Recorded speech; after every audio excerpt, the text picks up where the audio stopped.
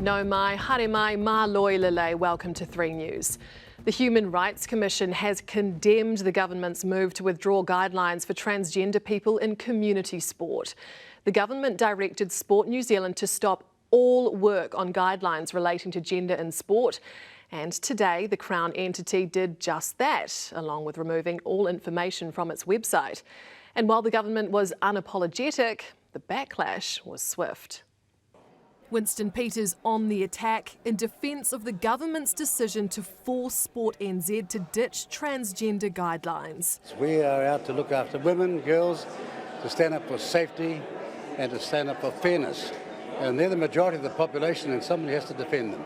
First published in 2022, the guiding principles were designed to help sporting bodies consider how to make participating in community sport more inclusive. But the government has now told Sport NZ to cease all work on those principles immediately. And Peters is unapologetic. Everybody that seeks to be an All Black starts in community sport.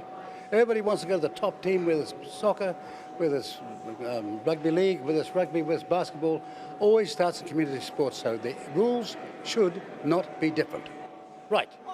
Sport NZ Chief Executive Raylene Castle declined an interview, but in a statement said the government has directed Sport NZ to stop all work on the guiding principles for the inclusion of transgender people in community sport and remove them from our website.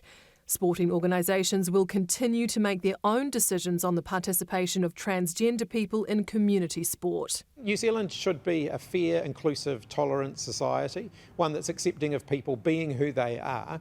And I think the best bodies to determine how that should be accommodated within sporting rules are the sporting bodies themselves. During coalition negotiations, National and New Zealand First agreed to ensure publicly funded sporting bodies supported fairness that wasn't compromised by gender-based rules.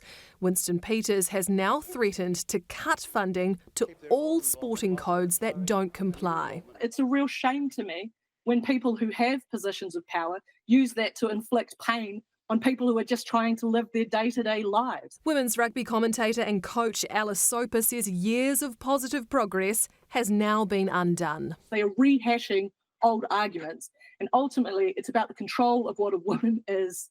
And I'm already here to tell you, we know what we are. Just let us express ourselves and play with each other and have fun, because ultimately that's what sport's all about. New Zealand Cricket allows trans women to compete in female competitions at a community level, while New Zealand Rugby says its policy is still being developed, especially in the women's game. And so that's where we've had really positive engagement from those that are involved in women's rugby. And the themes that came through from that consultation was that they really valued inclusion. They wanted to see people included, didn't want to see people excluded from the game, but they also wanted to ensure that the environment was still safe. Individual sporting organisations left to decide what inclusion should look like. Now they have no guidelines to work with.